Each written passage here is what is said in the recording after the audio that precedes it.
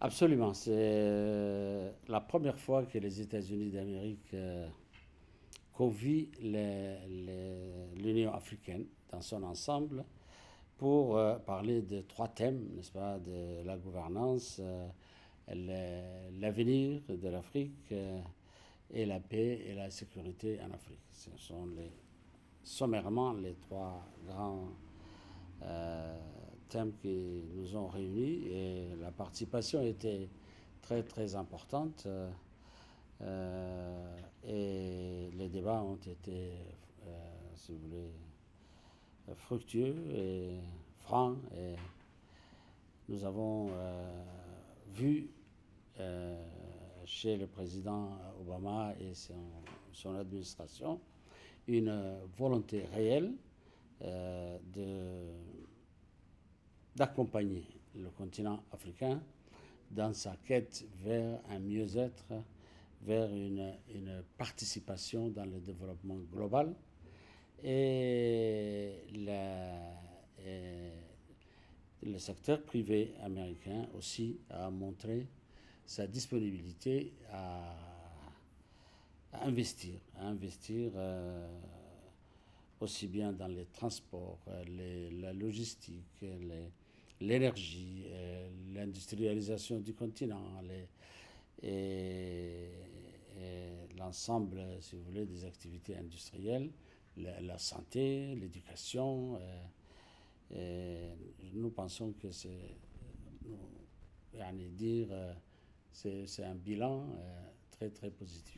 Le dernier jour, après les 2 jours de sommet, on a beaucoup parlé sécurité. Et quand on parle sécurité, euh, depuis les États-Unis, ça intéresse d'abord Djibouti, j'imagine. Pourquoi Pourquoi Djibouti la sécurité L'insécurité est un problème du continent, à commencer par le nord et ensuite l'ouest, le Sahara, le Sahel, Djibouti, la Somalie et partout. Le problème de la sécurité est un problème absolument général, n'est-ce pas? Et qui aussi transcende le continent africain parce qu'il il sévit aussi en Syrie, en Irak, en Palestine. Donc, ce n'est pas un problème uniquement africain ou djiboutien. Vous étiez à Washington récemment pour renouveler le contrat avec le Pentagone, pour être précis. Vous accueillez en fait une sorte de base militaire américaine et on sait que les drones américains sont utilisés pour aller faire le travail au Yémen ou en Somalie. Mais tout ceci, est-ce que ça ne présente pas le danger pour votre petit pays? Nous avons pris le risque de combattre la, la piraterie, le terrorisme, parce que nous pensons qu'en tant que membres de la communauté internationale, nous devons apporter notre contribution. Et nous pensons que sans la paix et sans une région, enfin un monde ou un continent apaisé, nous ne pouvons pas parler de développement. C'est pour cela que les États-Unis d'Amérique ont aussi leur part de responsabilité à nous apporter l'aide nécessaire, n'est-ce pas? Parce que la base de Djibouti, ce n'est pas une base pour Djibouti, mais c'est pour la corne de l'Afrique dans sa globalité pour combattre, si vous voulez, le terrorisme et la piraterie. Et je pense que nous faisons un bon travail parce que les statistiques montrent que la piraterie a diminué de près de 75% en les 2 dernières années, n'est-ce pas? Donc, Et le terrorisme alors? Parce qu'il y a eu un attentat à Djibouti dans un restaurant qui accueillait des étrangers. Est-ce que ça ne présente pas de risque tout ça? non. Nous calculons le risque. Nous calculons le risque et nous pensons que Djibouti est le seul pays qui, en Afrique, qui a pu, si vous voulez, démanteler tout un réseau des Shabab qui consistait à faire des attentats suicides successifs, n'est-ce pas? À partir de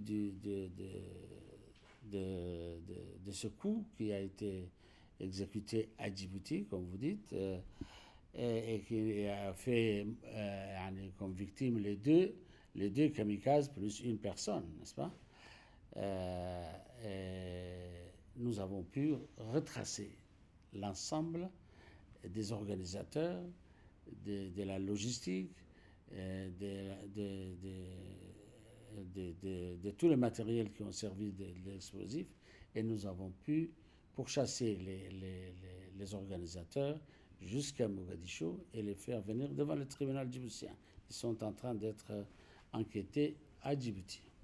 Est-ce que ça assure la protection pour l'avenir, disons? Absolument, il faut éradiquer le terrorisme d'abord, n'est-ce pas? Pour l'avenir, sinon il n'y a pas d'avenir. Vous voyez ce qui se passe en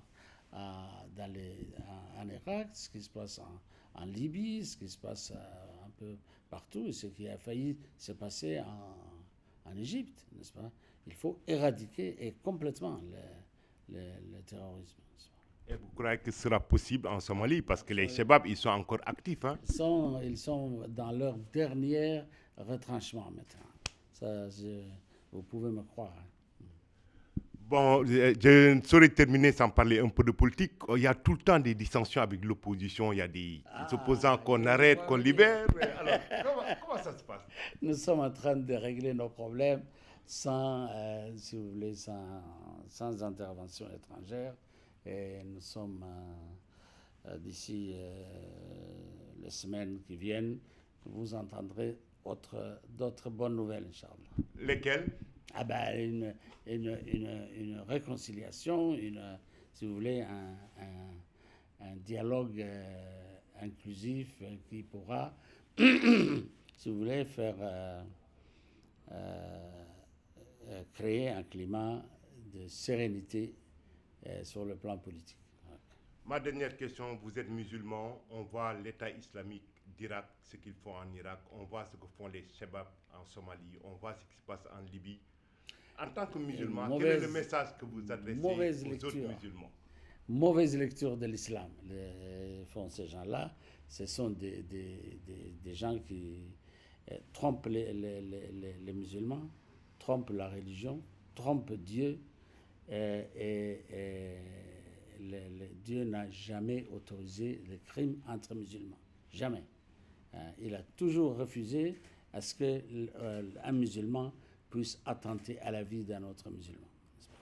Donc, il faut les combattre. Ceux-là, ce ne sont pas des musulmans, il faut les combattre. La religion, c'est la religion de tolérance, c'est la religion de la paix, c'est la religion de la coexistence avec d'autres religions, n'est-ce pas? Et ça n'a rien à voir avec l'image que donnent, si vous voulez, ces tueurs, n'est-ce pas, qui sévissent dans nos régions.